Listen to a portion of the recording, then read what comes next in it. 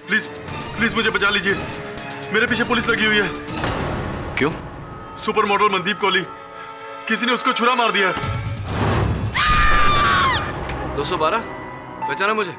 इस बार इसने जेब नहीं, किसी का गला काटा है। जब्बार की हत्या मेरे मुवक्किल 212 ने नहीं की, किसी ऐसे व्यक्ति ने की है जिसका कद 6 फुट 3 इंच है और जो अपने सर में आंवले का तेल लगाता है। आपने सुपर मॉडल मनदीप कोहली के मर्डर केस में भी यही बात की थी। और इस केस में भी यही कहूंगा योर ऑनर, क्योंकि जब्बार की हत्या जिस खोली में हुई थी उस खोली के दीवार पर भी 6 फुट 2 इंच की ऊंचाई पर आंवले के तेल के निशान पाए गए। बहुत बड़ी गेम है।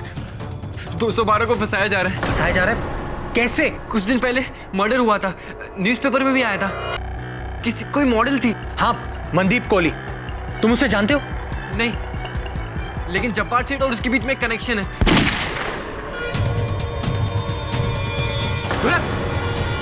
वरुण और ढोलक इस ऑफिस में अकेले थे और इस राइफल से ढोलक का खून हुआ और ये राइफल वरुण के हाथों में पाई गई है। वरुण, तुम्हें हमारे साथ पुलिस स्टेशन चलाओ। लेकिन केडी साहब। योर ऑनर, ढोलक की हत्या मेरे सहायक वरुण ने नहीं बल्कि उस व्यक्ति ने की है जिसने पहले सुपर मॉडल मनदीप कोहली को मारा और उसके बाद जब्बार खान को।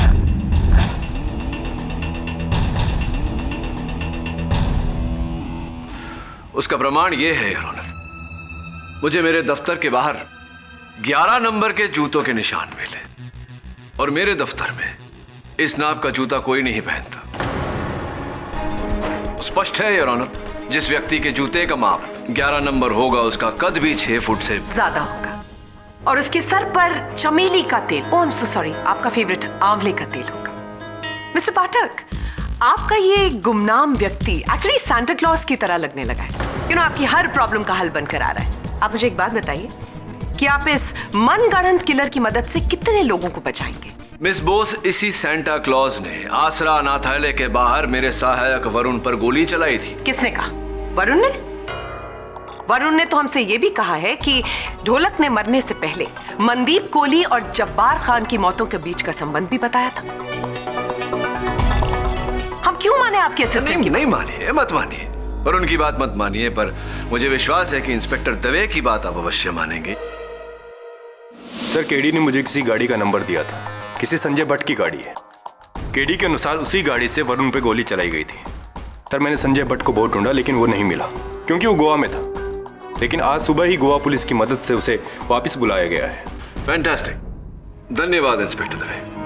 आप मिले मिस्टर भट्ट से? जी हाँ। कितना कद है उनका? 6 फुट 3 इंच। क्या वो बालों में? हाँ, आंवले का तेल लगाते हैं। और जूतों का साइज? जूते का साइज है 11।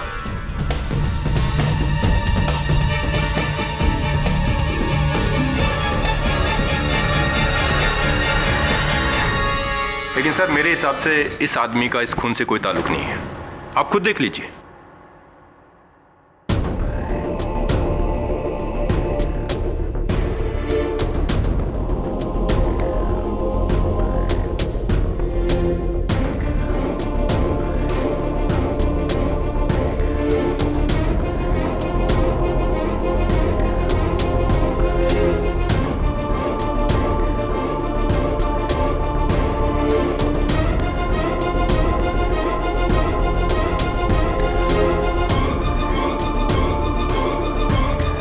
मिस्टर पाठक, ये है आपके शार्प शूटर जिन्होंने 3 लोगों का कोल्ड ब्लडेड मर्डर किया है, अ फिजिकली चैलेंज्ड मैन।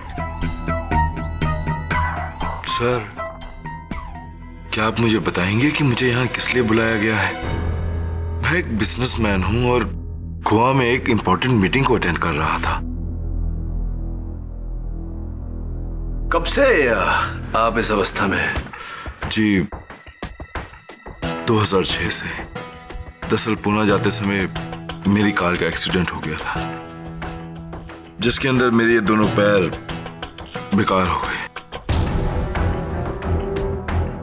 और पिछले 5 सालों से मेरे दोनों पैरों की फिजियोथेरेपी भी चल रही है ताकि मैं अपने पैरों पर चल सकूं। पर चलना तो दूर, मैं तो अपने इस व्हीलचेयर से खड़ा भी नहीं हो सका। इस बात का कोई सबूत है आपके पास? जी हाँ, ये मेरी मेडिकल रिपोर्ट्स हैं।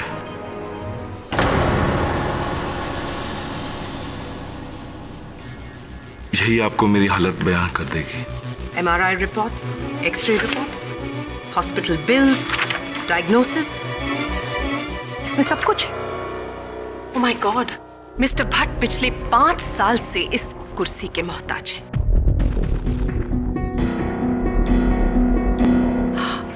मिस्टर भट्ट, आपका निशाना कैसा है? निशाना? जी। मैडम, मैं एक बिजनेसमैन हूँ, कोई प्रोफेशनल किलर या शार्क शूटर नहीं, जिससे आप ये निशाने की बात कर रही हैं। तो ऑब्वियसली फिर ये राइफल भी आपकी नहीं है। मैडम, क्या आप लोगों ने मुझे यहाँ पर मेरी बेइज्जती करने के लिए बुलाया है? सर, क्या आप बताएंगे कि एक्चुअली माजरा क्या है, प्रॉब्लम क्या है आपका? आप बताइए मिस्टर भट्ट की 29 जनवरी को आसरा अनाथालय के बाहर आपकी गाड़ी थी या नहीं? 29 जनवरी।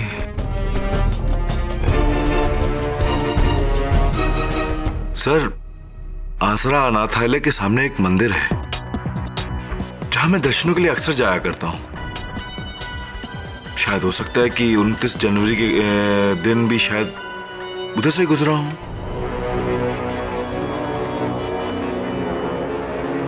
मिस्टर पाठक, क्या वरुण ने इनको गाड़ी से गोली चलाते हुए देखा है? Obviously not.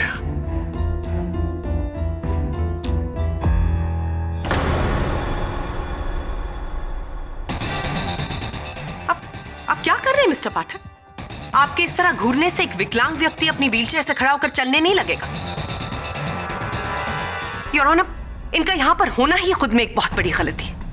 योर ऑनर, वही कद, जूतों का वही नाप, सर में वही तेल, क्या ये सब संयोग है? मिस्टर पाठक, जो है वो आपके सामने है। आप इन्हें झूठा साबित करने की कोशिश कर रहे हैं इन मेडिकल रिपोर्ट्स को झुठलाकर।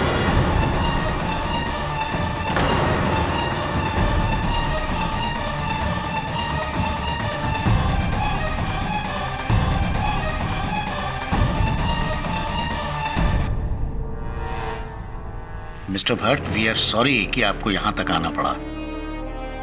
आप जा सकते हैं। जी योर ऑनर। केडी, इनको यहां तक बुलाकर हमने ठीक नहीं किया।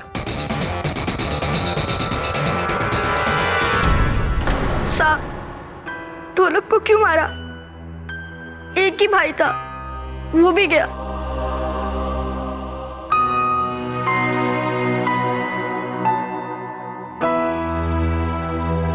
ढोलक को मारा क्योंकि मैं गहरा राज जानता था। तेरे साथ ढोलक ने कभी मनदीप कोहली के बारे में कोई बात की क्या? नहीं तो, ये नाम तो मैं पहली बार सुन रहा हूँ, मेरे को नहीं पता। अच्छा सुन, तू यहां से बाहर निकलेगा ना तो साथ में बैठ के तेरे लिए कोई अच्छा नाम ढूंढेंगे। 212 क्या होता है? मेरा तो नाम फिर भी समझ में आता है, आपका तो समझ में भी नहीं आता। केडी, ये केडी का मतलब क्या होगा भला? अब ये सवाल तो 11 मुल्कों के लोग पूछ रहे हैं, बताऊंगा सबको एक दिन। This is so shocking. कल रात को तो मुझे नींद ही नहीं आ रही थी। ढोलक की हत्या और उसका इल्जाम आपके असिस्टेंट पर। क्या कहूँ, कभी कभी तो लगता है जैसे दुनिया में इंसाफ ही नहीं रहा। नहीं, इंसाफ तो है और इंसाफ दिलाना ही मेरा काम है। मनदीप कोहली को जानती थी आप? जी नहीं, बस न्यूज़पेपर में उनकी मौत के बारे में सुना था।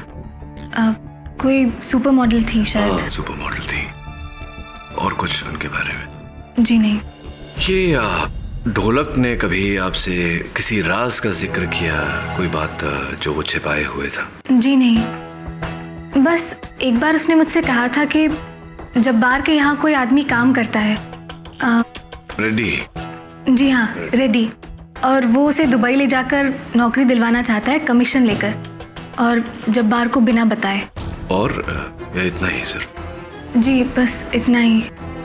अगर मुझे कुछ और ध्यान में आता है तो मैं आपको संपर्क करती हूँ। ढोलक को तो हम नहीं बचा पाए, लेकिन 212 को कुछ नहीं होना चाहिए।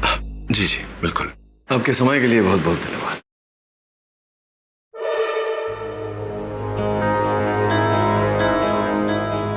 अंगूठी बड़ी प्यारी पहनी है आपने। Thank you.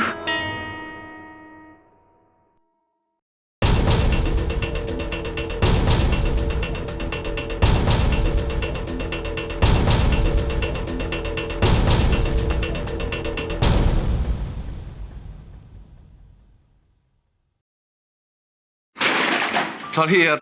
केडी सर आप यहाँ? मैं वो अनाथालय के वार्डन से मिलने आया था। सॉरी यार, तेरा सामान गिर गया। तू यहाँ क्या कर रहा है? ये अनाथालय मैं और मेरी माँ ही चलाते हैं। जब वो यहाँ नहीं होती, यहाँ की देखभाल मैं ही करता हूँ।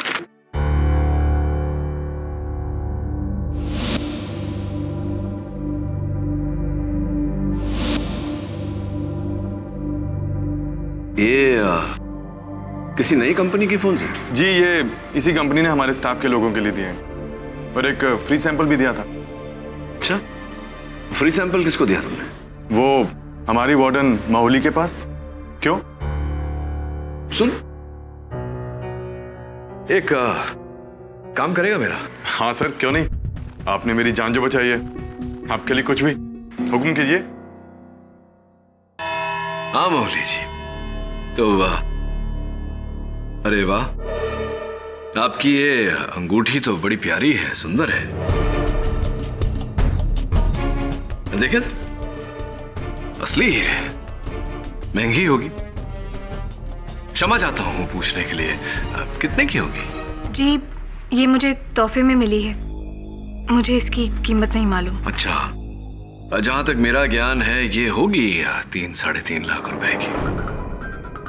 कहना पड़ेगा आपके पतिदेव आप पर बहुत कृपालु हैं। जी, मेरी शादी नहीं हुई है। बोली जी, आजकल कुछ याद नहीं रहता मुझे ठीक से, क्षमा चाहता हूँ। आपके रिकॉर्ड्स के अनुसार यही था, आपकी शादी नहीं हुई। तो फिर आपके जो मंगेतर जी हैं वो जी, क्या हुआ?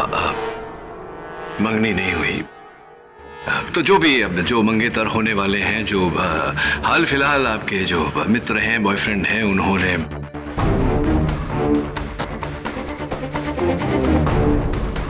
बॉयफ्रेंड नहीं है। तो मौली जी, कौन है आपका इतना बड़ा शुभचिंतक जिसने आपको इतना महंगा तोहफा यूं ही दे दिया? ऑब्जेक्शन।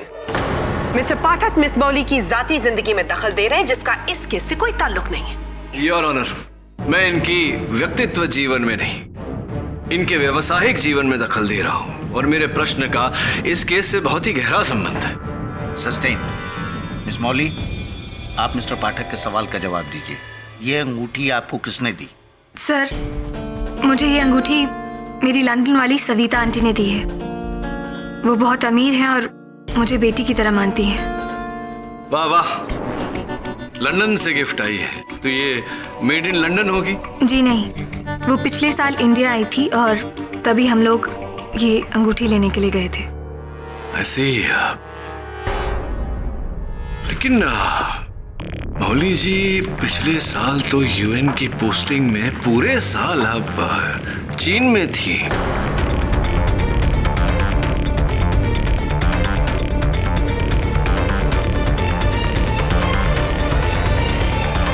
अब सोच रही होंगी कि मुझे आपके बारे में इतनी सब जानकारी कैसे हुई? आपके मित्र नीरज महेंद्र जी की सहायता से, और इनकी सहायता से ये भी मुझे पता चला है कि ये जो टी शर्ट आपके ड्राइवर के खोली में पाई गई, ये टी शर्ट दरअसल ढोलक की है, जिसका अर्थ ये होता है कि ढोलक छिपा हुआ था आपके पास ही, लेकिन आपने किसी को इस बारे में बताया नहीं। क्यों नहीं बताया? बाबूलाल, वो लड़का ढोलक जिसे मैंने तुम्हारे पास छुपाया है, उसे कहीं जाने मत देना जब तक मैं ना कहूँ।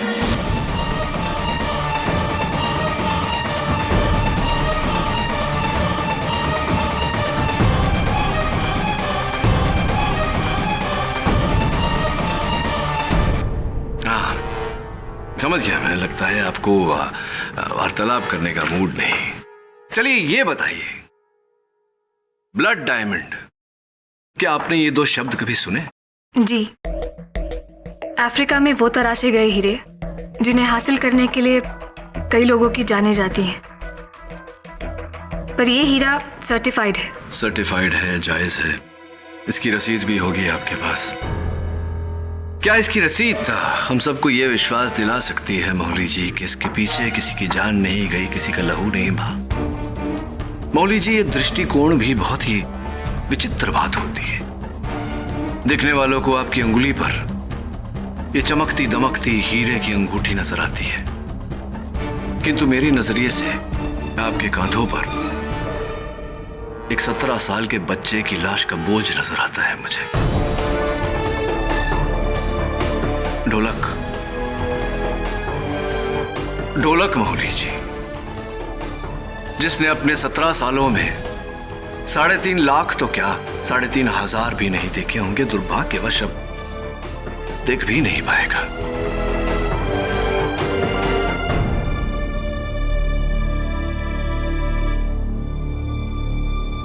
क्या हुआ मौली जी, रो क्यों रही है? नहीं, वो आंख में कुछ कचरा चला गया। ढोलक को तो बचा ना सके, अब 212 को कुछ नहीं होना चाहिए। ढोलक को तो हम नहीं बचा पाए, लेकिन 212 को कुछ नहीं होना चाहिए। आप ही के शब्द हैं मौली जी।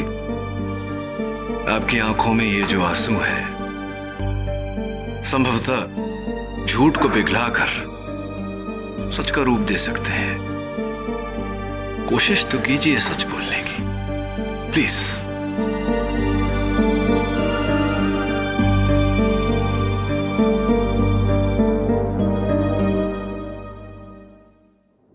गजानन पावले लोगों के लिए तो ये लोहे का व्यापार करता है, लेकिन असल में इसका व्यापार बच्चे हैं।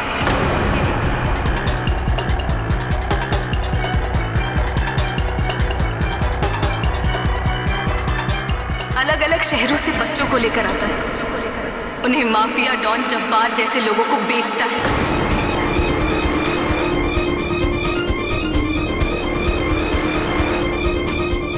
उनसे चोरियां करवाता है, भीख मंगवाता है।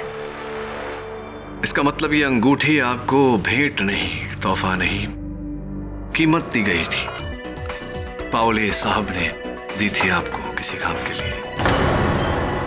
जी हाँ, आपको धमकी देने के लिए।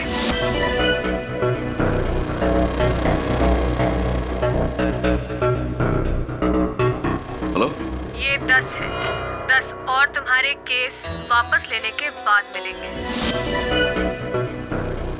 और ढोलक का पता बताने के लिए।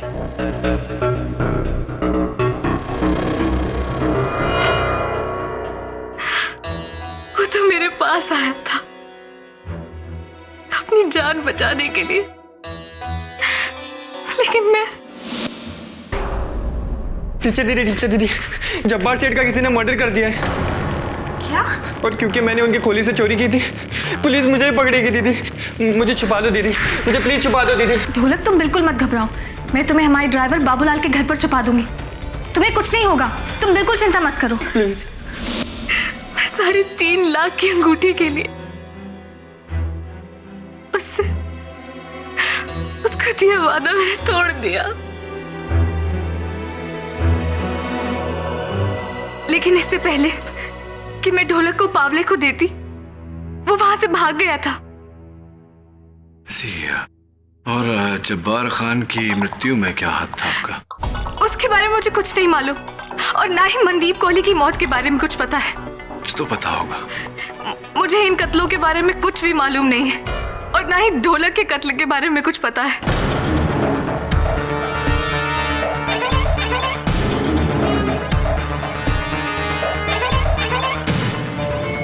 मौली जी, ढोलक पर गोली भले ही आपने न चलाई हो, उसे निशाना तो आप ही ने बनाया है। साहब, ये औरत मेरे को फंसाना चाहती है साहब। क्योंकि इसके अनाथ आश्रम की जमीन पे मैं अपना लोहे का कारखाना खड़ा करना चाहता था। मेरे को विलन समझती साहब?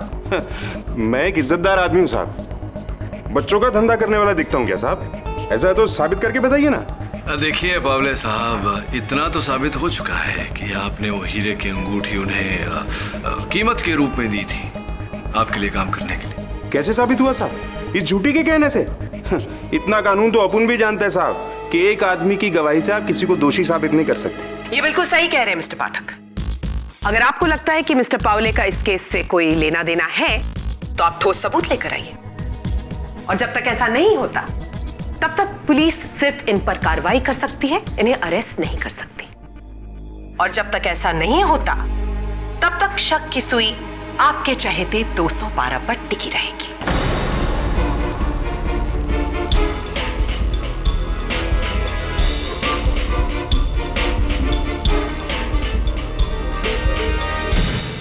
Thank you sir, thank God आपने मुझे छुड़वा लिया। इंस्पेक्टर दवे तो अलग ही ट्रिप पे था। हाँ, लेकिन जब तक ये केस खत्म नहीं हो जाता, असल हत्यारा पकड़ा नहीं जाता, तुझे संभल के रहना होगा, क्योंकि पुलिस तुझे शक के दायरे से बाहर नहीं जाने देगी। ये कितने सारे प्रश्न ऐसे हैं जिनका अब तक कोई उत्तर नहीं। ढोलक ऐसा क्या जानता था जिसकी वजह से उसे मार दिया गया? और वो 6 फुट 3 इंच का आदमी, हु कैन इट बी? कौन हो सकता है? इन सबके पीछे एक ही आदमी है, पावले। पर ऐसा कोई सुराग भी तो नहीं, कोई सबूत भी तो नहीं जो उसकी तरफ इशारा करता हो। एक सबूत है सर, रेड्डी। खोली के बाहर मैंने पावले को रेड्डी से बात करते हुए देखा था। अगर हम रेड्डी को तोड़ेंगे तो हम पावले तक पहुंच सकते हैं, और पावले के थ्रू असली कातिल तक।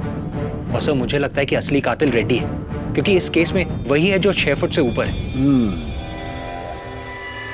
तू एक काम कर, रेड्डी से मिल, लेकिन अलग तरीके से। मैं समझाता हूं।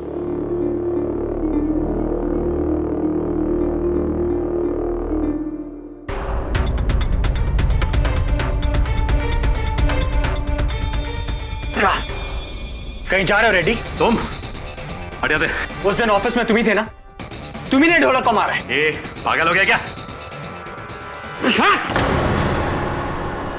पैसे, घड़ी, ये तो वही है जो 212 और ढोलक ने जब्बार से चुराए थे। तुम्हारे पास कैसे? हट। इसका मतलब ये है तुमने जब्बार को मारा इन पैसों के लिए? नहीं मारा मेरे बाप। अब हट यहाँ से, वरना पावले आएगा, हम दोनों को मार देगा। पावले का इस केस से कोई लेना देना नहीं है, ये सब तूने किया है। पावले कैसे कोई लेना देना नहीं है? अरे साला बाप है बाप हम लोगों का। हम लोग तो छोटे मोटे मोरे हैं, असली खिलाड़ी तो साला वो है। इंस्पेक्टर दवे, सुन लिया तुमने? हाँ सुन लिया। मैं तो इसको डराने के लिए पावले का नाम ले रहा था। पावले का इससे कोई कनेक्शन नहीं है। कनेक्शन तो तेरा भी नहीं है रेड्डी इस केस से, क्योंकि मैं तेरे सारे कनेक्शन तोड़ के ऊपर वाले से जोड़ने वाला हूँ। ये बता कि पहली गोली छाती पे मारूं या पीठ पे? मुझे मत मारो साहब। पीठ पे मारो, ताकि बोल सके कि पुलिस से भागते वक्त पीठ पे गोली लगी। यार छाती पे मारोगे तो खुद फंस जाओगे। तो एक काम करता हूँ ना, पहली गोली घुटने पे मारता हूँ और दूसरी पीठ पे, ताकि सबको लगे कि मैंने इसको एक चांस दिया। नहीं, मुझे मत मारो। सुपर आइडिया, मार दो गोली। अरे लेकिन लेफ्ट में या राइट पे? इससे पूछते ना, ये भी क्या याद रखे?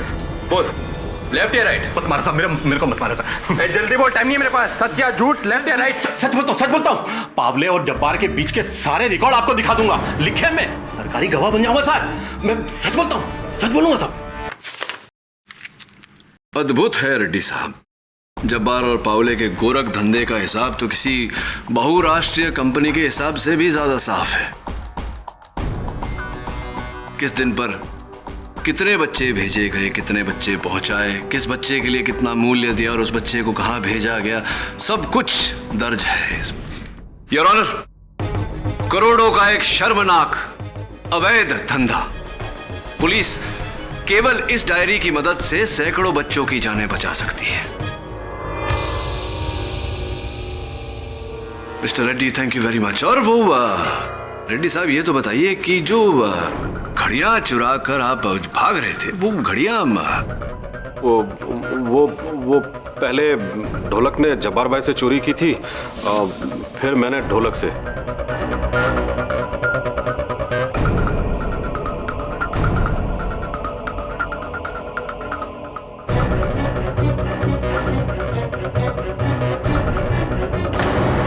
और जब्बार भाई की मौत के बाद वो पानी का गिलास छुपाकर मैंने 212 को फंसाया ताकि मैं इस मामले से क्लियर रहूं।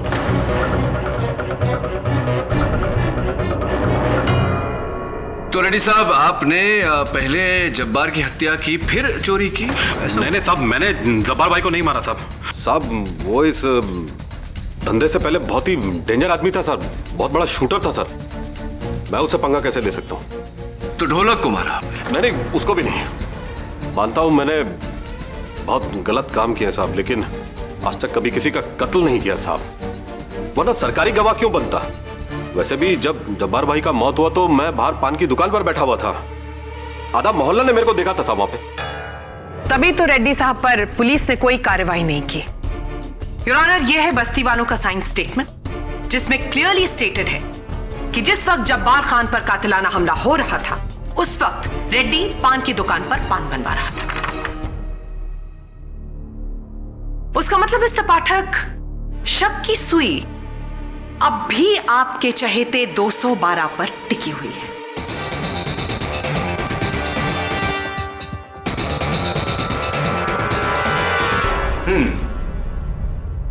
क्या करें हम रेड्डी साहब?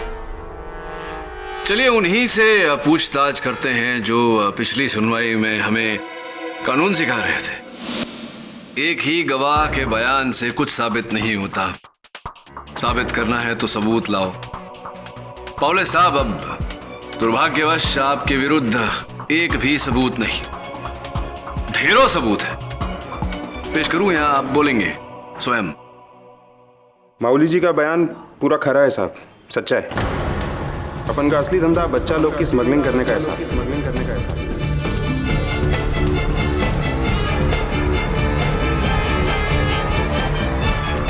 जब्बार को बच्चे मैं ही बेचता था साहब, और माऊली जी के जरिए आपको केस छोड़ने के लिए पैसे मैंने ही भिजवाए थे साहब।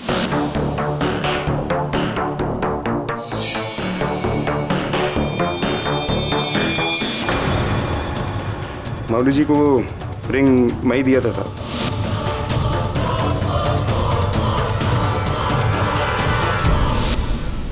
ताकि वो ढोलक को मुझ तक पहुंचा दे। ढोलक को क्यों मारना चाहते थे आप? कारण? जब्बार से पहले 4 साल तक ढोलक अपुन के साथ काम करता था साहब। अपुन के धंधे के बारे में सब कुछ जानता था वो। कैसे जाने देता साहब उसको मैं? हाँ, मैं उसे मारना चाहता था, लेकिन इससे पहले कि मैं उस तक पहुंच पाता वो भागे साहब। फिर तो आपने मेरे सहायक वरुण पर गोली भी नहीं चलाई होगी। कसम से साहब, मैं किसी को नहीं मारा साहब, ना ढोलक को ना जब्बार को। जब्बार तो मेरा खास आदमी था साहब, उसे मार के मैं अपना नुकसान क्यों करता? उल्टा जब्बार जब से मरा है मेरा तो वाट लगा हुआ है साहब। He's got a point, mister Pathak. Jabbar मरा और उसकी वजह से पावले का ये पूरा रैकेट एक्सपोज हुआ, तो ऑब्वियसली पावले ने जब्बार को नहीं मारा है, ना ही मौली ने मारा है और ना ही रेड्डी ने। आप कितनी ही ब्रिलियंट स्ट्रैटेजी क्यों न लगा लें, लेकिन अल्टीमेटली बॉल जाकर तो लगनी स्टंप्स पर ही। यानी कि आपका ये केस क्लीन बोल्ड होने वाला है। आपके क्लाइंट 212 पर ना तो कत्ल का इल्जाम हटा है और ना हटेगा।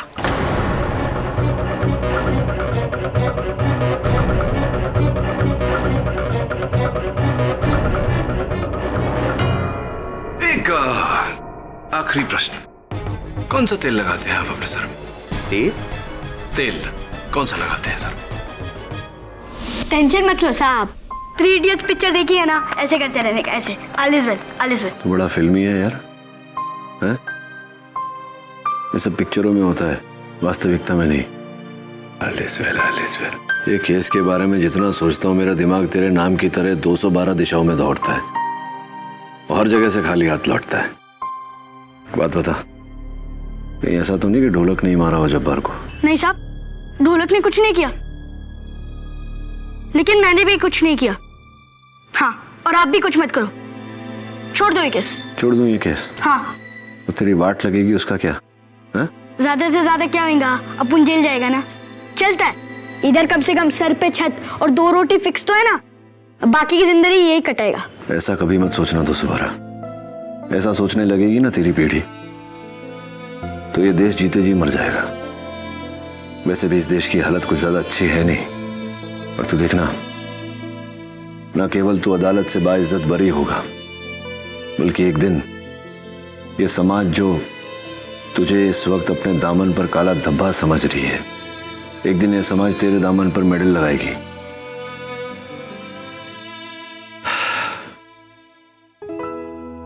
क्या है, तेरी किस्मत बनाऊं उससे पहले तुझे नए जूते ला के देने पड़े। ये क्या अंगूठा बाहर निकला हुआ है? Air conditioner. Air conditioner? चलते चलते जूता भी चल बसा।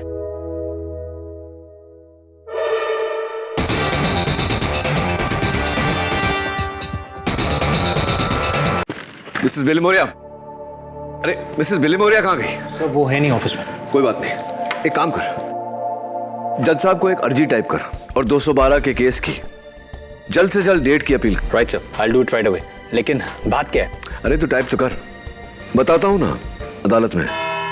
अमूमन वकील केस की तारीख आगे बढ़वाते हैं ताकि उन्हें और समय मिल सके। तुमने तो इसका उल्टा ही किया है, ऐसा क्यों केदी? योर ऑनर, न्याय में विलंब का अर्थ होता है न्याय में खंडन। न्याय जितना जल्द हो जाए उतना ही अच्छा। चलिए अच्छा है, लगता है इस केस का डिसीजन आज ही आ जाएगा। अपेक्षा तो यही है मुझे भी मिस बोस। इसीलिए योर ऑनर, अदालत का और समय व्यर्थ न करते हुए मैं आज के पहले आखिरी और इकलौते गवाह को कटघरे में बुलाने की अनुमति चाहता हूं। इजाजत है। Mister Sanjay Bhatt your honour, लाइए उन्हें।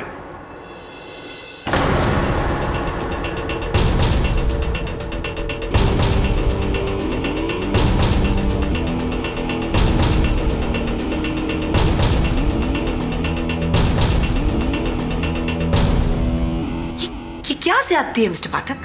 पिछली बार मिस्टर भट्ट को बुला के हम ऑलरेडी परेशान कर चुके हैं। Why now? ये बात तो ठीक है। भट्ट साहब, आपको द्वितीय बार अदालत में आने का कष्ट दिया, इसके लिए मैं क्षमा चाहता हूं आपसे, किंतु आज आपका यहाँ होना अति आवश्यक था। जी?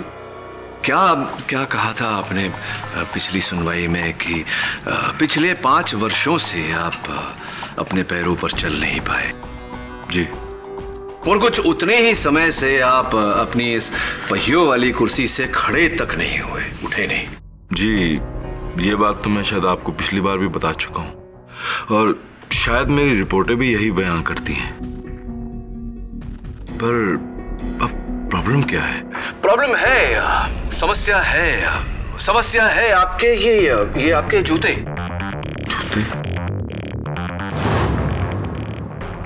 मिस्टर पाठक, इनके जूतों में क्या है? सिलवटें हैं मिस बोस, सिलवटें। योर ऑनर, उसी तरह की सिलवटें मेरे जूतों में भी हैं। मिस बोस जरा यहाँ आगे आइए। क्या आप बता सकती हैं कि जूतों पर सिलवटें क्यों पड़ती हैं? जब कोई भी इंसान बार बार एड़ी उठाकर चलता है तो एक बार जोर से बताइए ना। मिस्टर पाठक, जब इंसान एड़ी उठाकर चलता है तो क्या करता है? ओह माय गॉड, चलता है। ओह,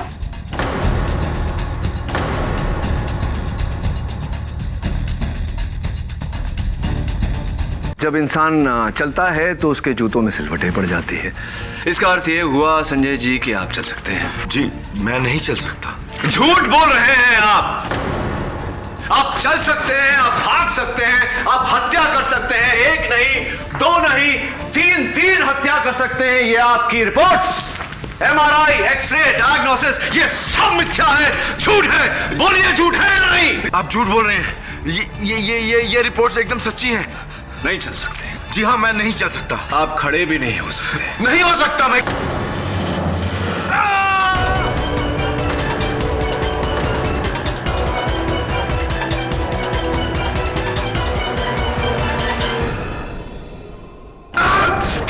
I'll kill you! छोड़ूंगा नहीं। चलो मुझे। I won't leave you! छोड़ूंगा नहीं तेरे को मैं। रख तुम। छोड़ो मुझे। I'll kill you! जी हाँ जज साहब, अपुन ने इस वरन पर गोली चलाया था।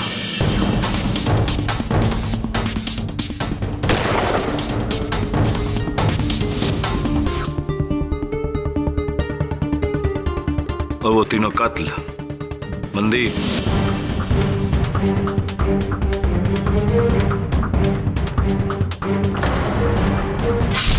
ढोलक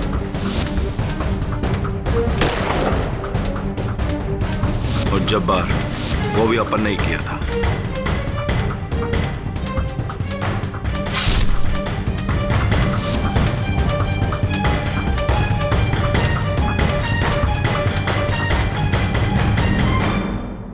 तो अब इन सारी बातों को जोड़ने के बाद मेरे मन में इकलौता एक शब्दीय प्रश्न, क्यों?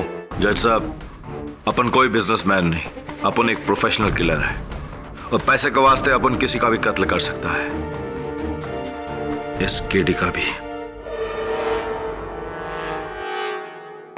ये जो व्हील चेयर है यही अपन का ढाल था। आज से 1 महीना पहले अपने को मनदीप को मारने का सुपारी दिया गया।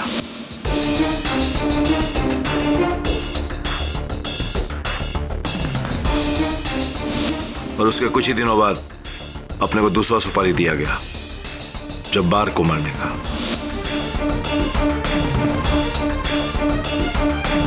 उसी शख्स ने मेरे को तीसरा सुपारी ढोलक को मारने का दिया। संजय जी, आपको सुपारी क्यों दी गई थी इस बारे में शायद आपको कोई जानकारी ना हो, लेकिन किसने दी थी ये तो पता होगा। हाँ जज साहब, आपने उसे पहचानता है, उसका नाम है। पर आप सुपारी देने वाले का नाम बताएं, उससे पहले मैं अदालत को सुपारी देने का उद्देश्य बता देता हूं। योर ऑनर, वरुण पर गोली इसलिए चलवाई गई ताकि मैं डर कर इस केस से पीछे हट जाऊं। ढोलक को इस कारण मरवाया गया क्योंकि वो सुपारी देने वाले के कुछ राज जान चुका था और इस बारे में जब्बार खान से बात कर चुका था।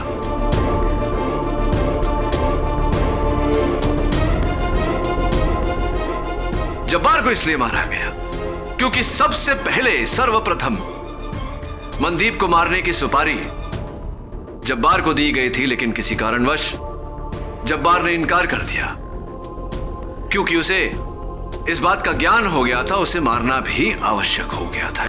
इसी कारण इन तीनों लोगों को मारने की सुपारी मिस्टर संजय भट्ट को दी गई। मिस्टर पाठक, मनदीप को क्यों मारा? मिस बोस, आपके हर प्रश्न का उत्तर तो मेरे पास है नहीं।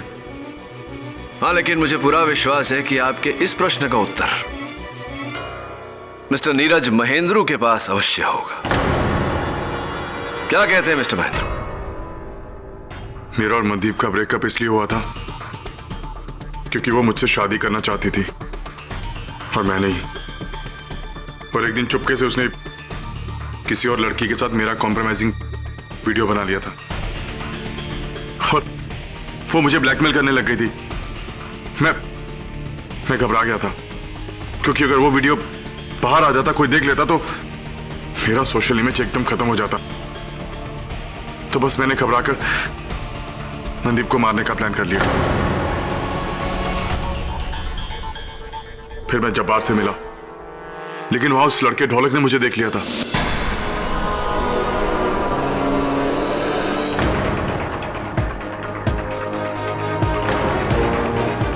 फिर जब्बार ने इस डील के लिए ज्यादा पैसे मांगे तो मैंने वो डील कैंसिल करके भट्ट को दे दी।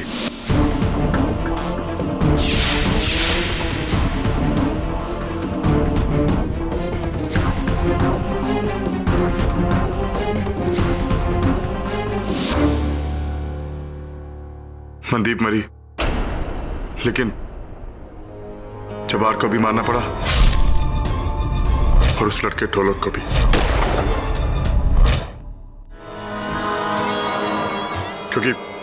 क्योंकि उनको मेरे प्लान के बारे में पता था।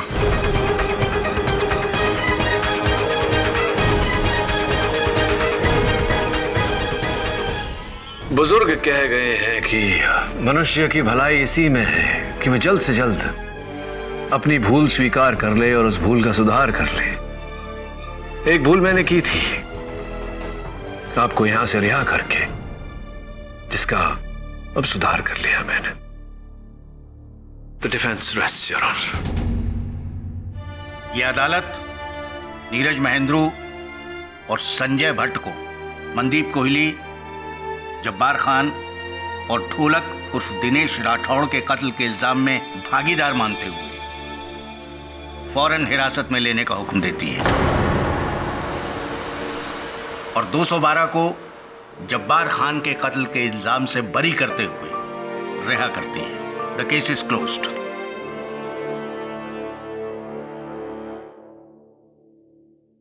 मिस बोस, टाटा।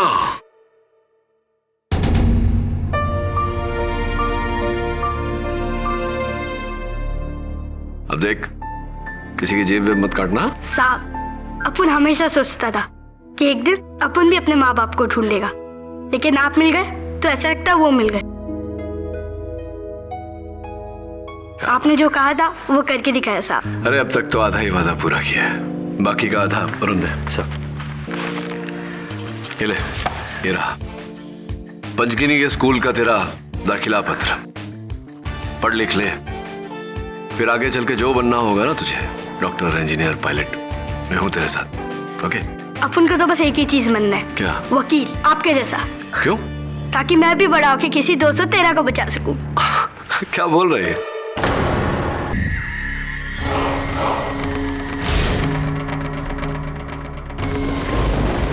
अघोरी इंडियन साधु, बहुत रहस्यमय, most daring also, difficult life. शमशानों में रहते हैं, अमंग्स द मुर्दा, अमंग्स द भूत प्रेत। We should not make them angry. We should not भड़काओ them. Otherwise, this शमशान will be our शमशान। तो कहने का मतलब ये है कि आज हम किसी शमशान में किसी अघोरी बाबा से मिलने नहीं जा रहे, बल्कि किसी गुफा में किसी शेर से मिलने जा रहे हैं। इसलिए हमें जो इज्जत देनी है वो तो देनी है, वरना जान जानी। Is that okay, Stephen? Excellent, Devendu. Well done. Isn't this exciting, Amanda? Excited, लेकिन बहुत डर भी लग रहा है। Relax, Amanda. अरे मैं हूं ना तुम लोगों के साथ। Just follow me. इसमें डरने की क्या बात है? चले चले भाई। ठीक से समझा दिया ना बाबा लोग के सामने? अरे सब समझा दिया है, तुम चिंता क्या कर रहे हो? भैया, चिंता हमें अपनी नहीं है, चिंता हमें आप लोगों की। जरा भी ऊंच नीच हुई तो कहीं वो ना हो जाए जो पिछले महीने वो जर्मन टोली के साथ हुआ था। अरे भाई, डरा क्यों रहे हो तुम? What's he saying? No, he's saying best of luck. Come.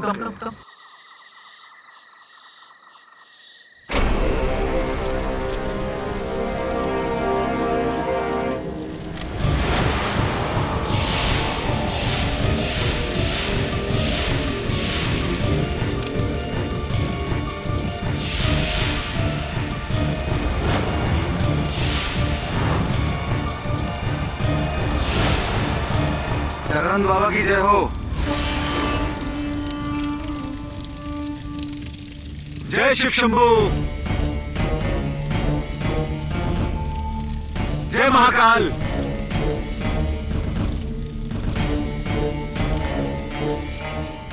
Jaganand बाबा, वो लोग आ गए हैं। जय महाकाल। क्या देखने आए हो? हाँ? क्या गोरी शमशान में कैसे शव का मांस खाता है? कैसे उनके साथ भोग संभोग करता है? हाँ? कैसे धूम्रपान और मदिरा के नशे में धुत होकर नाचता है? यही देखने आए हो ना? और यही दिखाना चाहते हो तुम अपने देश में टीवी पे, कंप्यूटर पे? क्यों? यही छवि है ना हम लोगों की तुम्हारे मन में? हाँ? नहीं बाबा जी, हम तो दुनिया को आपकी सही छवि दिखाना चाहते हैं।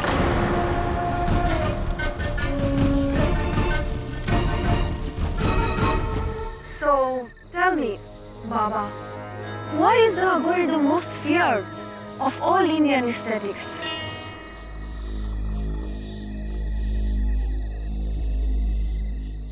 बाबा ये पूछ रही है कि साधकों में लोग अघोरियों से सबसे ज्यादा घबराते क्यों हैं? काहे घबराते हैं? हाँ, जरा एक बात बताइए, क्या आज तक किसी अघोरी ने जात पात का कोई विवाद किया है? राज या राजनीति में घुसकर आम आदमी के जीवन को कभी उथल पुथल किया है? अरे अघोरी तो इन सब चीजों से परे है। हमें आप जिंदा लोगों से ज्यादा उन मुर्दों में खुशी मिलती है।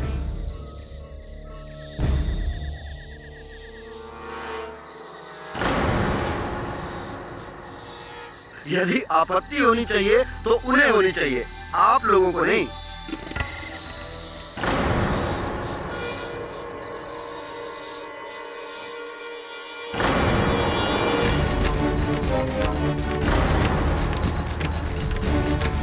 गुरुदेव, इनकी ये मजाल, आप ही के सामने आपके शिष्य को, तेरी ये हिम्मत, यही के यही भस्म कर दूंगा तुझे। बाबा जी माफ कर दो, हमारी बहन को गलती हुई बाबा। आदमी को बोलो बिहेव करने के लिए, अनकूट गवाह। तूने मेरे शिष्य को गाली देकर मुझे गाली दी है। इस शमशान और हमारी साधना का अपमान किया है तूने। इसका भुगतान तुझे अपनी सांसों से देना होगा।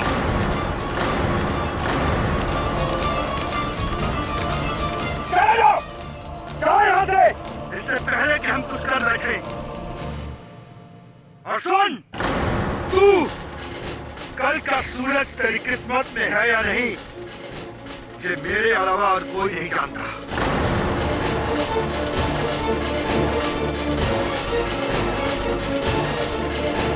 जाओ!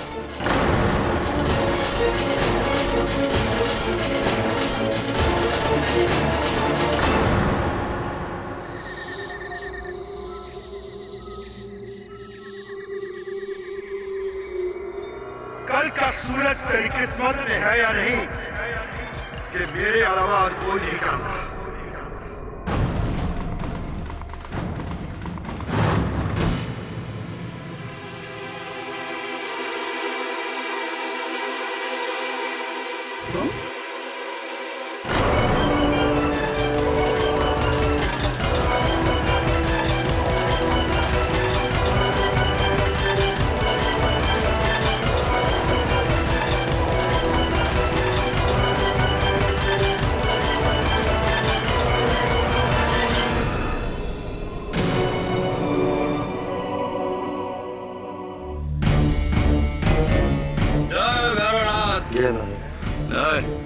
फोन करना है। क्षमा करें महाराज, आपकी दुकान है।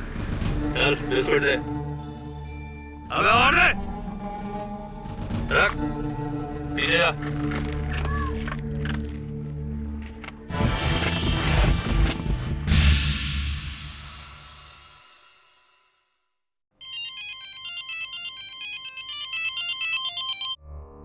हेलो, जय शिव शंभू। बोलिए। केडी पाठक बात कर रहे हैं। जी, आप कौन? देखिए, हम हरिद्वार से अघोरी चंडीदास बात कर रहे हैं। परम पूजनीय बाबा जगानंद जी के शिष्य बाबा आपसे मिलना चाहते हैं। जगानंद बाबा? जगानंद बाबा वही है जो ऋषिकेश में एक डॉक्यूमेंट्री फिल्म मेकर। हाँ वही।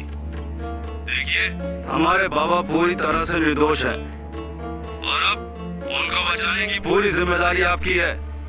हाँ, आप ही को उन्हें बचाना पड़ेगा। देखिए, बहुत पुण्य का काम है, बहुत पुण्य का काम है और आप बहुत भाग्यशाली है कि बाबा ने स्वयं आपको चुना है। तो बताइए कब आ रहे हैं आप? ऐसी है। और मेरा नंबर कहाँ से मिला आपको? आपकी माता श्री ने। बहुत बड़ी भक्त है हमारे बाबा की। अगर आपको यकीन नहीं आता तो हमारे फोन काटते पश्चात ही उनका फोन आपको आ जाएगा। ठीक है केडी भैया, तो मिलते हैं गंगा जी के तट पर। जय Shiv Shambhu. Is everything okay, sir? Yeah, everything's fine. किसको फोन था सर? पता नहीं, कोई बाबा।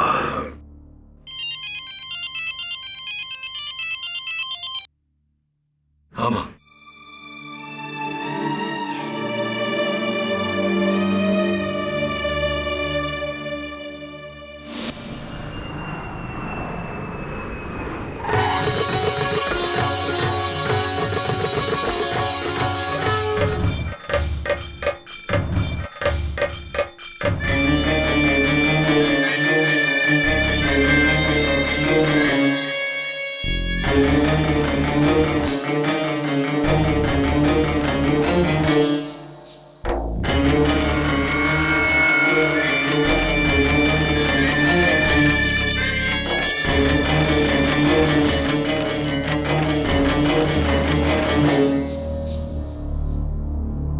शमशान की राख है।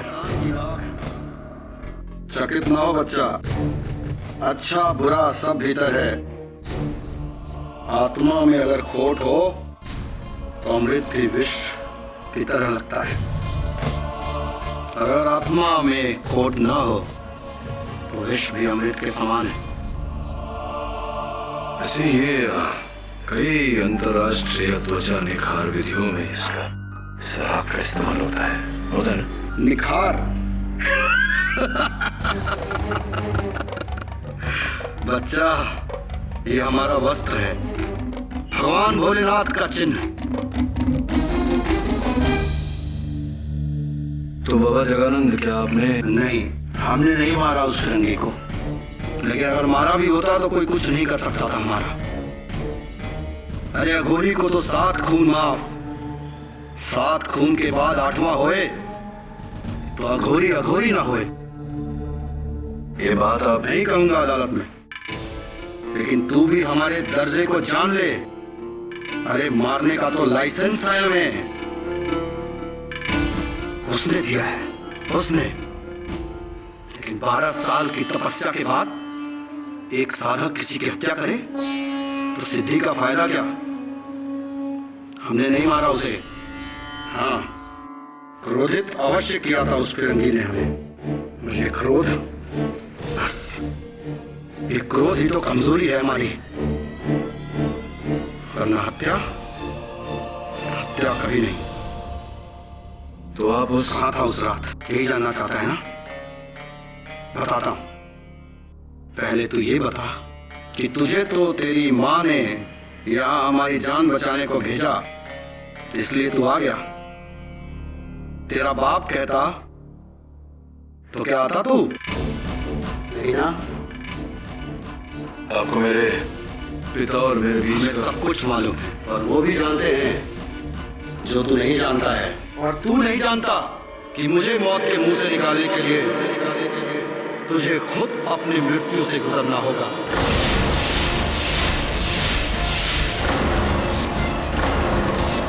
जय हो भोले बाबा की। मैंने बहुत डरावने किस्से सुने नगोरी के बारे में सर ट्रस्ट मी, ये बहुत संकी टाइप के लोग होते हैं। अरे तो कितना डरता है यार, ये लोग सत्य की खोज में अपना पूरा जीवन व्यतीत कर देते हैं, और तू इस केस की सत्य की खोज में इतना नहीं कर सकता। तू चिंता मत कर, ये लोग सिर्फ मुर्दे इंसानों को खाते हैं, जिंदा को नहीं। तो जिंदा है अभी, डोंट वरी यार। How dare you? तो तुम वही सिटी लॉयर हो जो स्टीवन के मर्डरर को बचाने आया। How can you? मैडम, देखिए आपको गलतफहमी हो रही है। मैं यहाँ स्टीवन के हत्यारे को बचाने नहीं, असल हत्यारे को ढूंढ कर उसे सजा दिलाना है। Then why are you saving that Aghori? He is a killer. अरे वो अघोरी निर्दोष है। उसने मेरे स्टीवन को।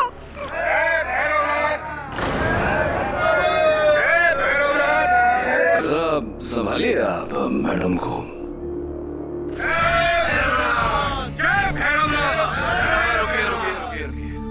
बाबा जगानंद जी के बारे में कुछ पूछना था आपसे। उससे पहले तू मेरे प्रश्न का जवाब दे बच्चा। तुझे नर्क जाना है या स्वर्ग?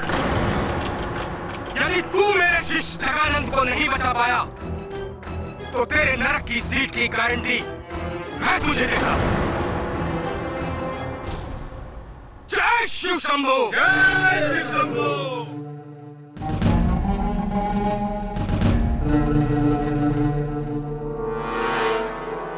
वेलकम टू हरिद्वार केडी भाई। अब यहाँ इतनी दूर आए हो तो मोक्ष प्राप्त करके ही जाना। जय भोलेनाथ।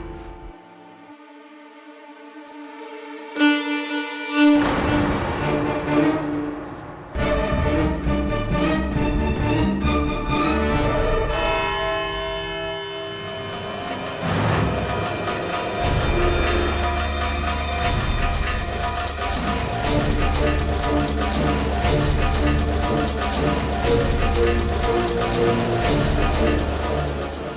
भैरव बाबा की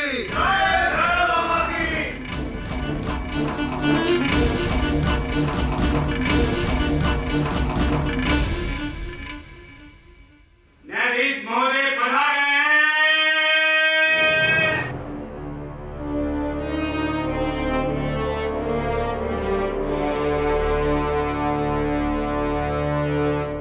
अदालत की कार्रवाई शुरू की जाए।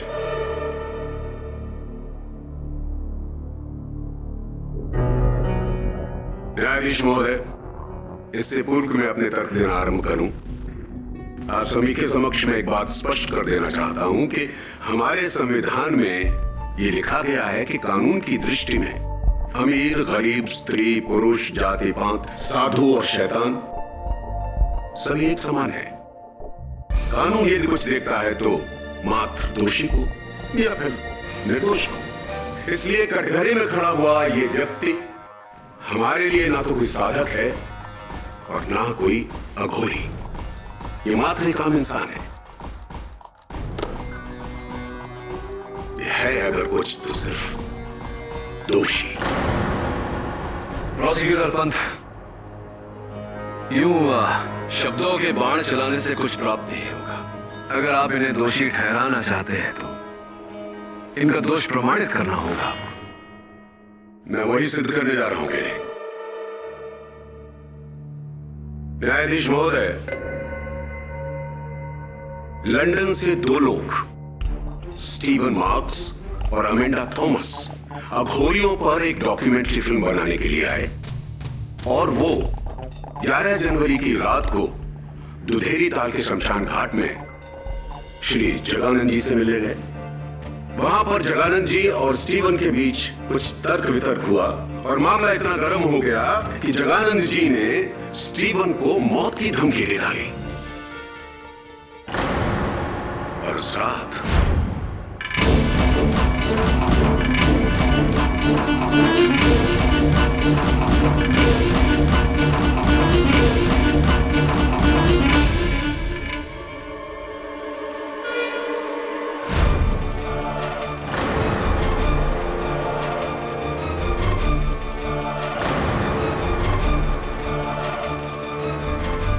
न्यायाधीश महोदय, ये तो थी थियरी। आइए प्रैक्टिकल पर चलते हैं। सबूत।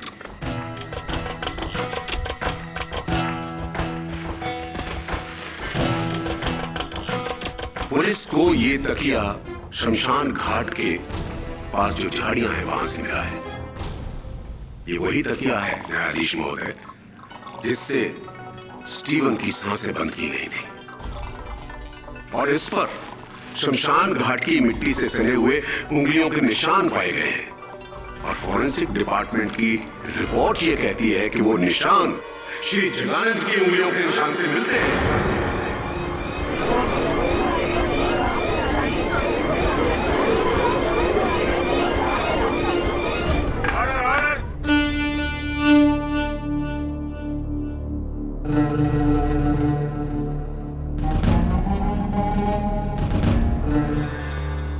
जगानंद जी, आपकी उंगलियों के निशान स्टीवन मार्क्स के तकिए पर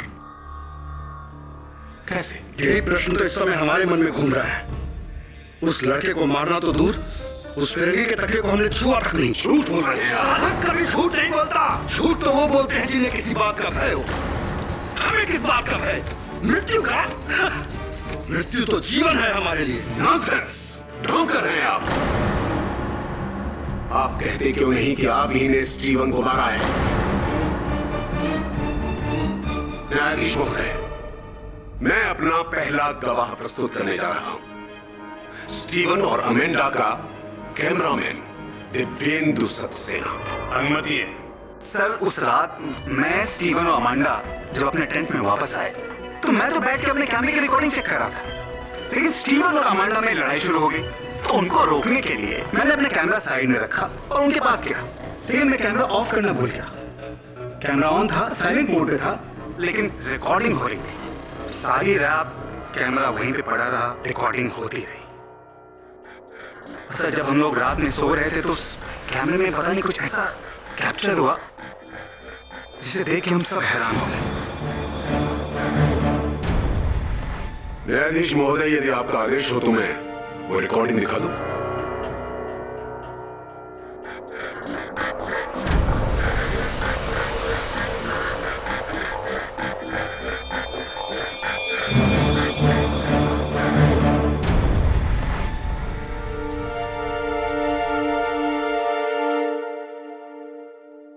अफसोस कि ये टेप यहीं पर खत्म हो गया, अन्यथा हम जगानंद जी को स्टीवन मास्क का मर्डर करके बाहर आते हुए भी देख लेते। मुझे पूरा विश्वास है मिस्टर केडी कि आप इस रिकॉर्डिंग को झूठा नहीं कर पाएंगे।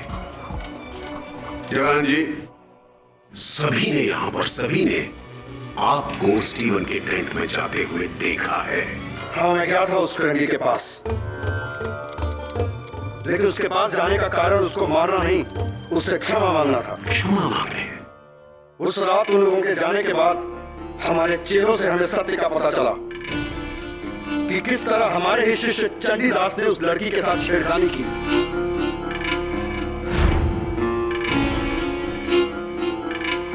और उस फिरंगी को गुस्सा आ गया और उसने चंडीदास को धक्का दिया।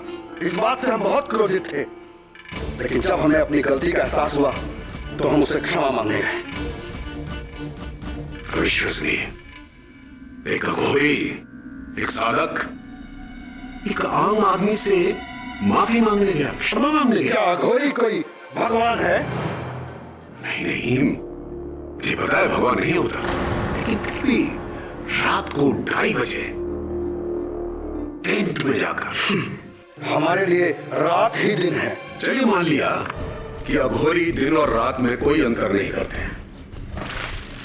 अब आप इसे देखिए, सिर्फ बस देखिए। ये रुद्राक्ष की माला पुलिस ने स्टीवन मार्क्स की टेंट से हासिल की है। आप देखिए। जी हाँ, ये हमने ही उसे भेंट में दी थी। उसे क्षमा मांगने के पश्चात हमने उसे अगली रात पुनः मिलने को कहा था। मैं नहीं मानता। क्यों नहीं मानते भट्ट साहब? इसमें न मानने वाली क्या बात है?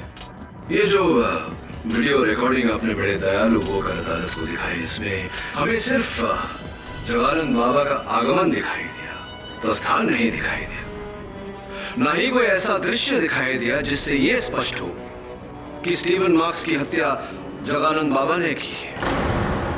और केवल इतना ही नहीं बन साहब, फोरेंसिक्स के अनुसार स्टीवन मार्क्स की हत्या रात के 2 और 2:30 बजे के बीच हुई थी। और आपके इस रिकॉर्डिंग पर न दिन दर्ज है न समय। तो क्या यह संभव नहीं कि यह रिकॉर्डिंग किसी और दिन का हो? हत्या के दिन का ना हो, हत्या के समय का ना हो? संभव है।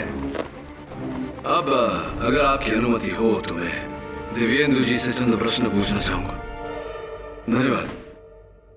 हाँ, तो दिव्येंदु जी, इस वृत्त चित्र के कैमरामैन आप ही हैं? जी सर। क्यों इस फुटेज पर दिनांक और समय दर्ज नहीं है? क्या है इसका कारण?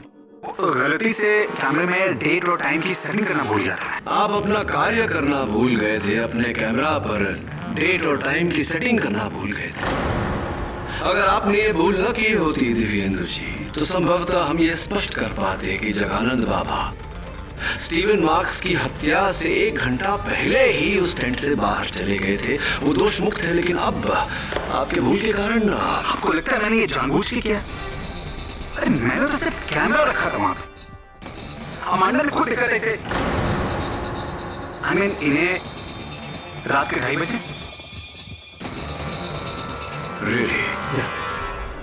तो चलिए ना अमांडा जी से पूछते हैं। यस, मुझे पूरी रात नींद नहीं आई। मैं अपने टेंट में थी जब रात की 2:30 बजे मैंने बाहर एक शैडो देखा।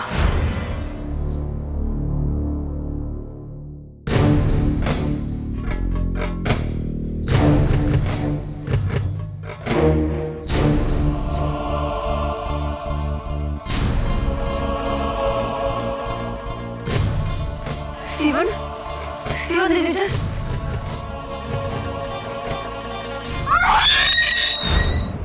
अमेंडा जी, आपको पूरा विश्वास है कि रात के 2:30 बज रहे थे? यस। अच्छा, तो क्या आपने उस अघोरी का चेहरा देखा था?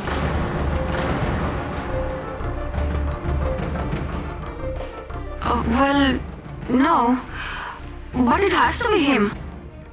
और कौन होगा? हो तो कोई भी सकता था। ये देखिए कितने सारे अघोरी हैं। योर ऑनर, बात में थोड़ी विचित्रता है। दिव्येंद्र जी ने हमें दृश्य दिखाया किंतु दिनांक का पता नहीं, समय का पता नहीं। और अमेंडा जी कह रही हैं कि उन्हें समय का पता है किंतु चेहरा इन्होंने नहीं देखा। इसमें विचित्रता की क्या बात है? दो आधे आधे दृष्टिकोण हैं। यदि उन्हें मिला दिया जाए तो एक संपूर्ण दृष्टिकोण बन जाता है। इसका अर्थ यह हुआ कि जगानंद जी ही हत्यारे हैं। इसका अर्थ यह हुआ कि जगानंद जी ही हत्यारे हैं। समय अनुसार पता चल ही जाएगा। अमेंडा जी, उस टेंट में जगानंद जी के जाने के बाद एक तीसरा व्यक्ति भी आया था, या कहूं कि आई थी। आप? You think I killed Steven? Maybe. No, I loved him. वो मेरा बॉयफ्रेंड था। बॉयफ्रेंड था, भूतकाल, पास्ट टेंस। नहीं समझे आप? कोई बात नहीं, मैं समझाता हूं आपको इस वीडियो रिकॉर्डिंग के जरिए। थोड़ा सा रिवाइंड करके देखते हैं कि जब दिव्येंदु जी व्यस्त थे आपके और स्टीवन के बीच जो लड़ाई हो रही थी उसे सुलझाने में, तब क्या हुआ था।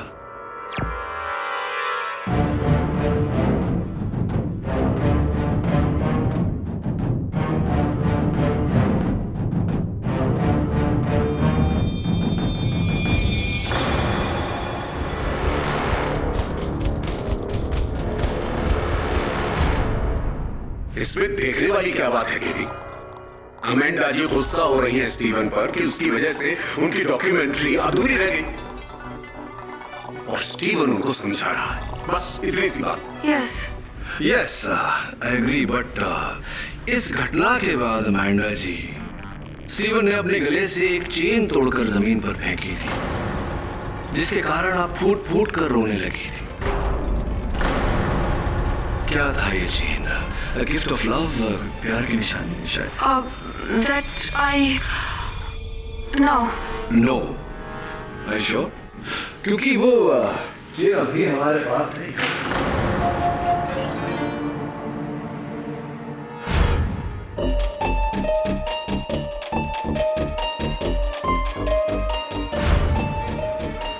ये देखिए, यही है, यही चेन है। इसके पीछे कुछ लिखा हुआ है अमेंडा जी, देखिए। फॉरएवर लव, सो स्वीट, कभी ना खत्म होने वाला प्यार। अमेंडा जी, क्या आप अब भी यही कहेंगी कि ये चेन आपने स्टीवन को प्यार की निशानी के रूप में नहीं दिया था?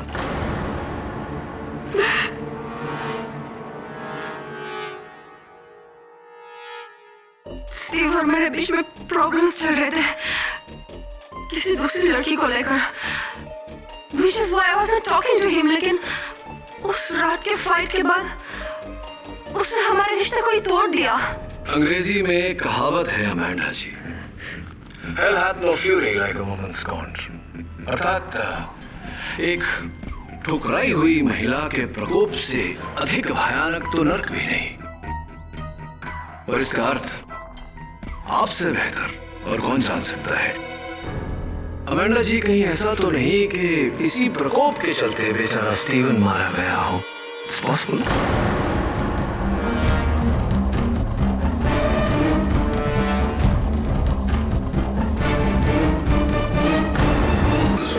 मिस्टर पाठक, इससे पहले कि आप अमेंडा का रिश्ता इस केस से जोड़ दें, मैं आपको वापस इस केस में ले चलता हूं।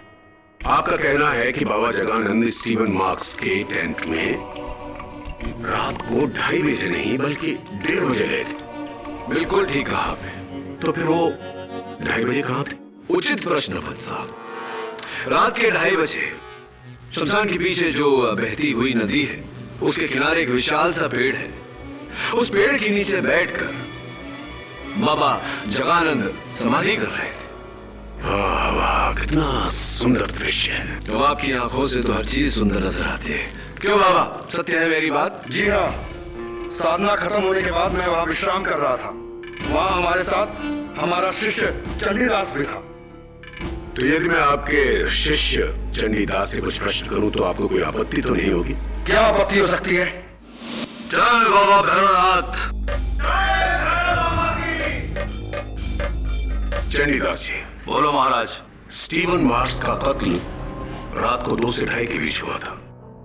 यदि आप ये कहते हैं कि महाराज जी उस समय वहीं कहीं शमशान भूमि के आसपास ही थे, तो उन्हें इस केस में बहुत बड़ी राहत मिल सकती है। तो आप क्या कहना चाहेंगे? देखिए, हमारे गुरुदेव परम पूजनीय जगानंद बाबा जी ने जो सबसे पहला पाठ हमें सिखाया था वो ये है कि बेटा चंडीदास, सदैव सत्य का साथ दो, मिथ्या का नहीं। और वैसे भी जिसके पास सत्य जैसा ईश्वर हो, उसे झूठ की दुनिया से कैसा भय? कैसा भय उसे झूठ की दुनिया का? और आज भी हम सत्य ही बोलेंगे। और सत्य यह है कि उस रात 2 से 2:30 के बीच परम पूजनीय गुरुदेव जगानंद महाराज शमशान भूमि पर, और आज भी हम सत्य ही बोलेंगे। और सत्य यह है कि उस रात 2 से 2:30 के बीच परम पूजनीय गुरुदेव जगानंद महाराज शमशान भूमि पर नहीं थे।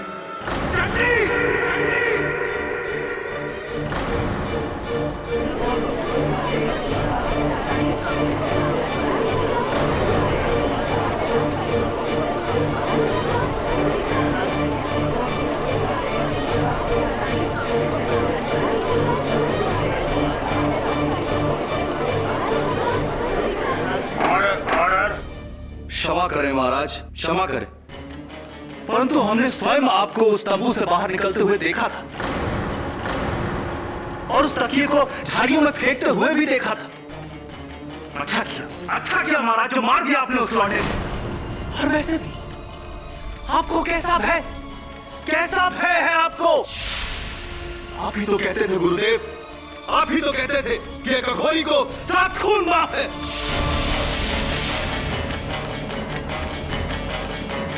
दुष्ट, हम भाग गए, हम सब भाग गए। तू क्या करना चाहता है? घबराइए मत महाराज।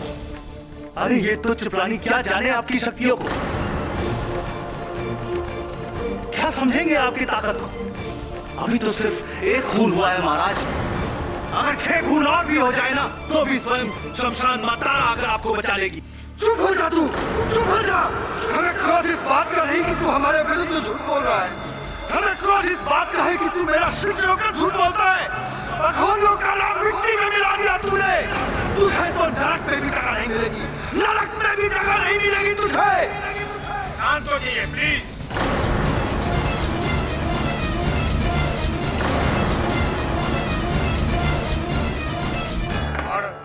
तेरे इस झूठ से धरती फटे न फटे, अंबर फटेगा बिजली से, और तेरे काले दिल की तरह तेरा जिस्म भी जलकर काला हो जाएगा।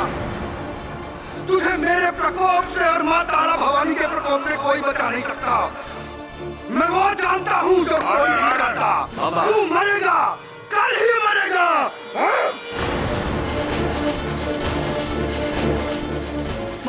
महाराज। जगन्नाथ जी, शांत हो जाइए प्लीज।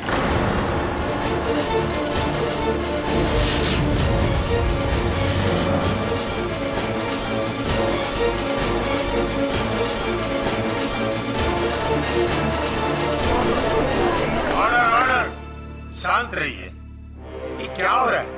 जगन्नाथ जी, आप किसी को कोर्ट में इस तरह धमका नहीं सकते।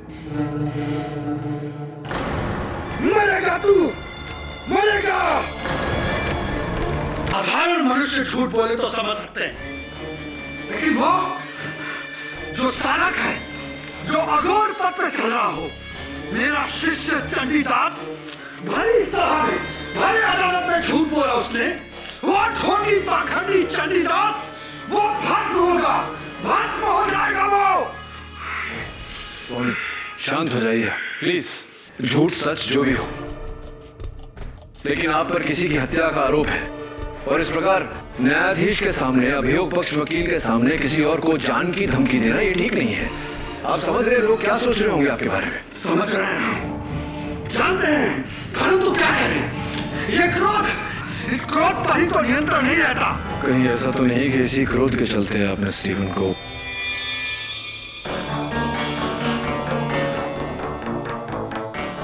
कहावत तो सुनी होगी तुमने, जो बादल गरजते हैं वो बरसते नहीं, और जो बरसते हैं वो गरजते नहीं।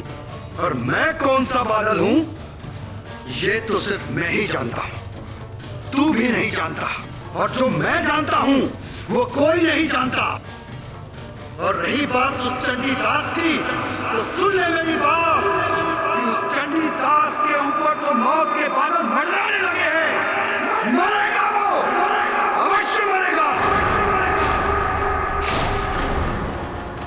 शमशान तारा के प्रकोप से मरेगा वो, मरेगा वो, और कोई नहीं बचा पाएगा उसे।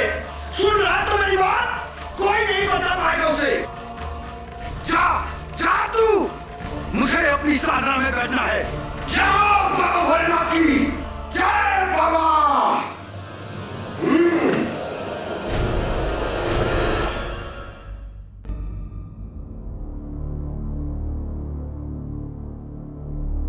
वरुण, इस समय अमेंडा और दिव्येंदु का तो कुछ नहीं कह सकते, लेकिन एक बात निश्चित है, क्या तो बाबा जयानंद झूठ बोल रहा है या चंडीदास। मगर सर, गुरु को फंसाकर चेले को क्या मिलेगा? I am very sure sir, इस बार आपने गलत इंसान का केस ले लिया। नहीं, वो पिलो केस, वीडियो फुटेज, ये सारे सबूत कह रहे हैं कि अक्सर वरुण, जो दिखता है वो होता नहीं और जो होता है वो दिखता नहीं। हमें वो देखने की चेष्टा करनी चाहिए जो देखने पर भी नहीं दिखा, क्योंकि वो दिखना चाहता नहीं। मिसाल के तौर पे मेरे पीछे खड़ी हुई घूंघट में महिला है ना, अभी मत मुड़ना, सचेत हो जाएगी। ये देख, ये महिला शमशान में भी थी और कल अदालत में भी। जरा जाके पता लगा कि घूंघट चेहरा छिपाने के लिए है या असलियत छिपाने के लिए। अरे भैया। हाँ साहब। कहाँ जा रहे हो? हाँ, वहाँ जरा काम से जा रहा था। अरे रुको रुको, हमारे। हाँ, उधर से आइए साहब।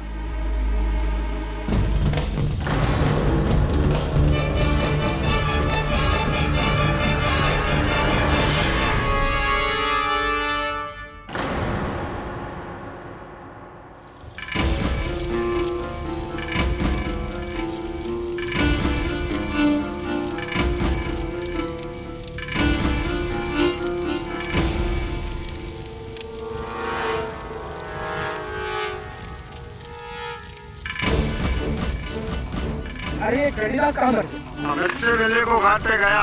मैं तुमसे मिलने घाट पे गया है। आखिर ये दुनियादारी कब छोड़ेगा?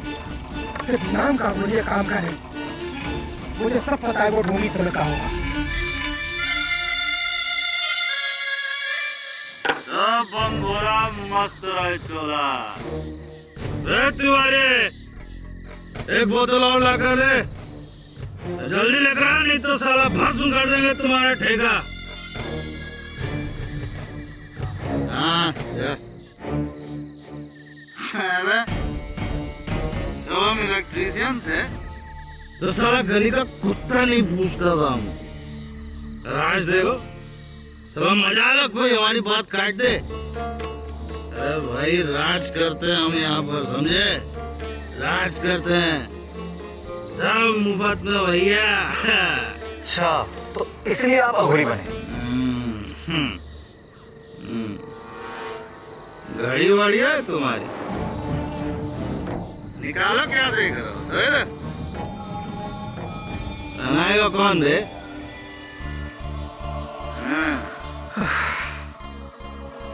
वो लौंडिया भी अच्छी है जी? अरे वो गोरी में कब लेकर आ रहा है उसे हमारे पास? अरे बाबा जी क्या बात कर रहे हो? मैं कहाँ से उसको लेके आऊंगा बाबू जी? यही पे लकड़ा जला कर राख कर देंगे तुमको। बता देंगे रात में जाके साला सब सच सच। क्या समझ के रखे हो? आई वांट लड़की, लड़की चाहिए हमको। यही पे लकड़ा जला कर राख कर देंगे तुमको। बता देंगे रात में जाके साला सब सच सच। क्या समझ के रखे हो? बाबू जी एक मिनट। आई वांट लड़की, लड़की चाहिए हमको। मैं देखता हूँ मैं कल क्या कर कल किसने देखा है? आज चाहिए हमको लड़की।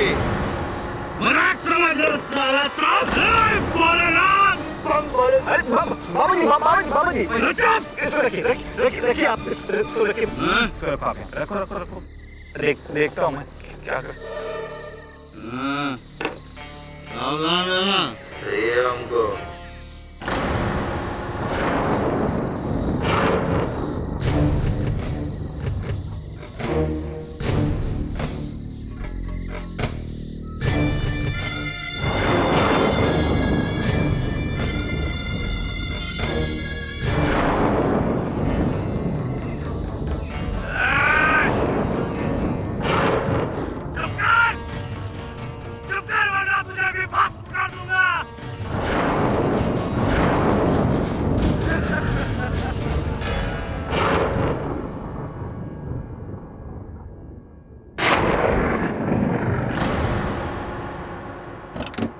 सर, चंडीदास की मौत हो गई। कब? सर कल रात को सर। और सर सबसे अजीब बात यह है कि उसकी मौत बिजली से हुई है, शमशान भूमि के बीचों बीच। तेरे झूठ से धरती फटे ना फटे, अंबर फटेगा बिजली से। मरेगा तू, मरेगा।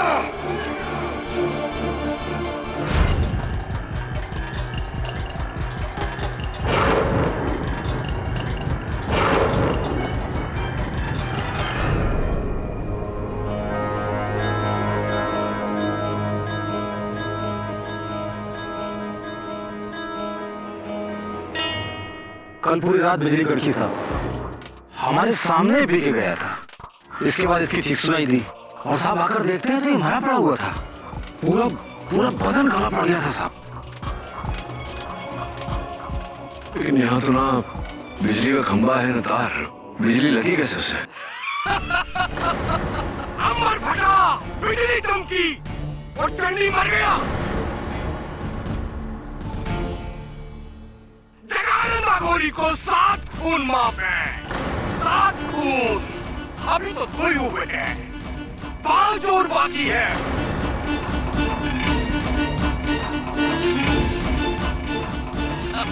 पांच और।